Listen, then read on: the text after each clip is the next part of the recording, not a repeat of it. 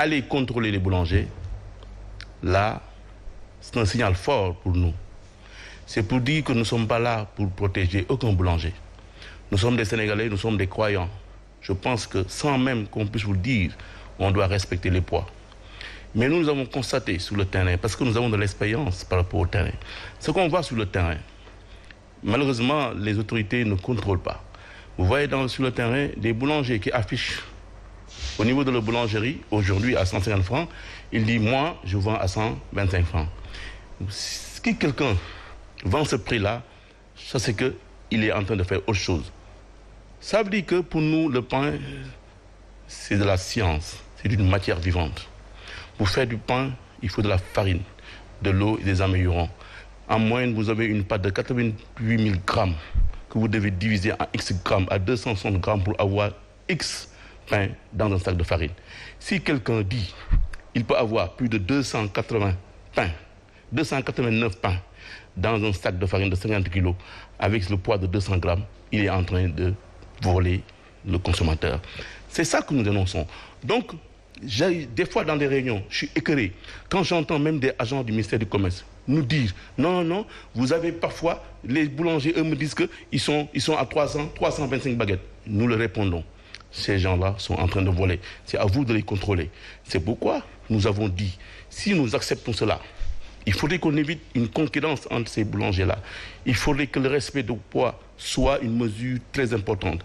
Mais surtout, pour que l'assainissement du secteur de la boulangerie, il faut qu'on comprenne la sécurité alimentaire doit prévaloir. C'est pourquoi quand j'entends, je suis écœuré, je suis déçu, parfois de nos associations de consommateurs, qui eux pensent que défendre les prix.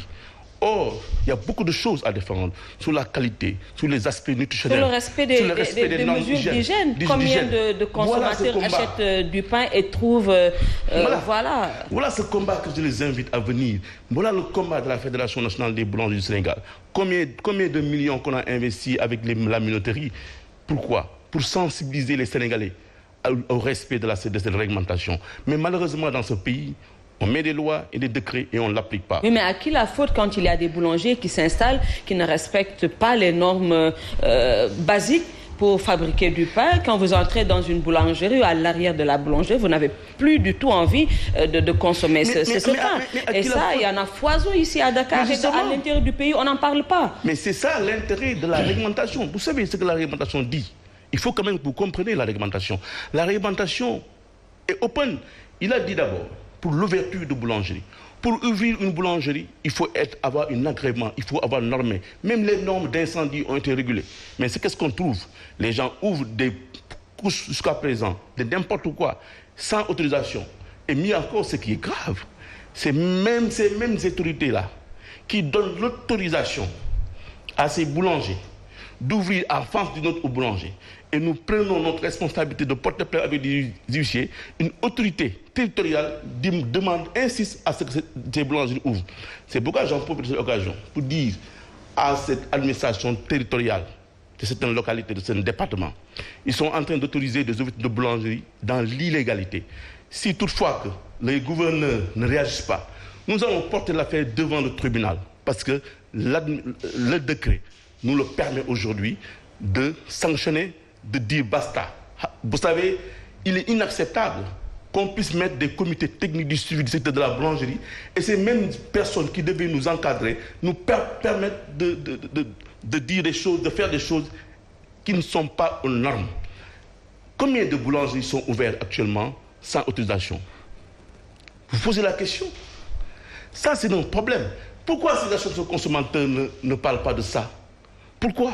C'est ça la réalité. Mais parlez de... Oui, je pense qu'il m'a interpellé, mais vous avez bien posé la question à qui la faute. Il aurait pu vous répondre au boulanger d'abord. Arrêtons. Les boulangers ne peuvent pas faire la police. Mais la personne qui prend la responsabilité d'ouvrir une boulangerie, une denrée de consommation, ne devrait pas seulement se soucier des gains qu'il peut avoir. On nous a même demandé, les boulangeries qui existaient, on leur demande de faire leur déclaration même. Mais la réglementation, ça, ouverture de boulangerie, déclaration, livraison, des agréments. Mais pour dire simplement, le décret que le président de la République a signé n'est pas applicable pour eux. C'est ça la réalité. Ils ne veulent pas l'appliquer. Mon problème avec M. Gaye, oui. Il est très simple. Vous avez posé la question à qui la faute. Il aurait dû répondre à nous d'abord. Parce qu'ils savent que les règles d'hygiène leur incombent quand ils ouvrent la boulangerie. Et que les aliments qu'ils doivent nous donner doivent répondre aux normes.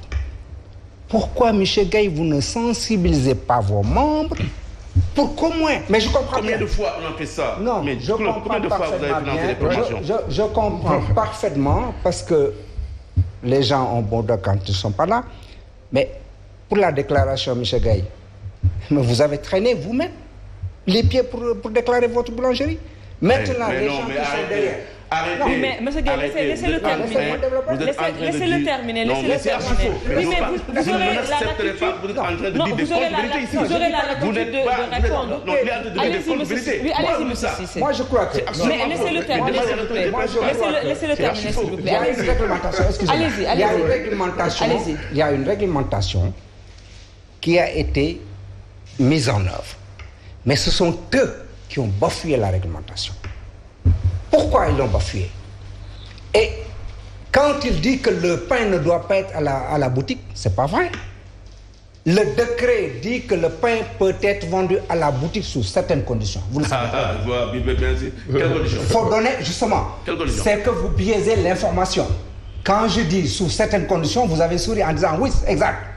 Aucune boutique de quartier de ce pays ne peut pas remplir ces conditions. D'accord. Quand même. D'accord. Il ne faut pas lever les gens. On a demandé aux boulangers de solutionner l'accessibilité géographique aux consommateurs.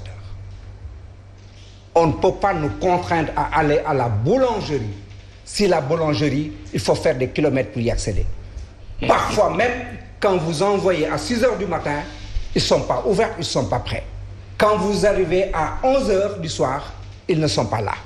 Donc, M. Gaye, à vous de résoudre l'accessibilité géographique en ouvrant des kiosques. En ouvrant des kiosques. Dans les quartiers. Et qui répondent aux normes. M. Gaye a dit hier, devant tout le monde, qu'il intime les boulangers de ne pas ouvrir les kiosques. Non, je n'ai pas dit ça. C'est ça que j'ai simplement dit.